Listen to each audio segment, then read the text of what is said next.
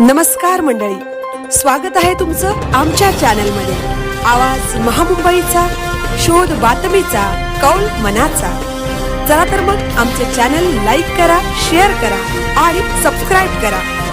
धन्यवाद।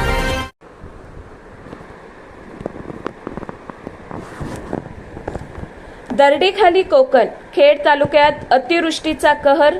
दहिवली शेलारवाडी येथे घरावर भूस्खलन, दोघांचा मृत्यू झाल्याची भीती। एक महिला सुखरूप बचावली।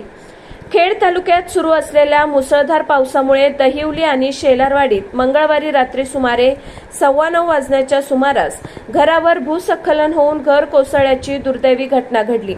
या दुर्घटनेत घरामध्ये एकूण 3 जण अडकले होते। त्यापैकी कल्पना शेलार वय वर्ष 75 यांना ग्रामस्थांनी जीवाची पर्वा न करता घराचे लाकडी भाग कापून सुखरूप बाहेर काढले।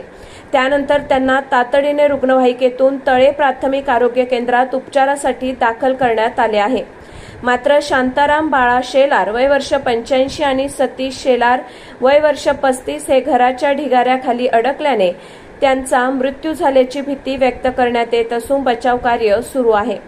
घटनास्थळी खेडच्या तहसीलदार, प्रांताधिकारी वैशाली पाटील, खेड पोलीस, महसूल व आपत्ती व्यवस्थापन पथके दाखल झाली असून युद्ध पातळीवर मदत व बचाव कार्य सुरू आहे।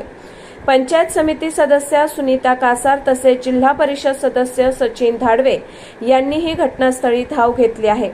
दरम्यान परिसरात अद्याप मुसळधार पाऊस सुरू असून आणखी काही घरे कोसळण्याचा धोका निर्माण झाल्याने नागरिकांना सतर्क राहण्याचे आवाहन प्रशासनाकडून करण्यात आले आहे। आवाज महामुंबईचा चॅनलसाठी देवेंद्र जाधव, खेड।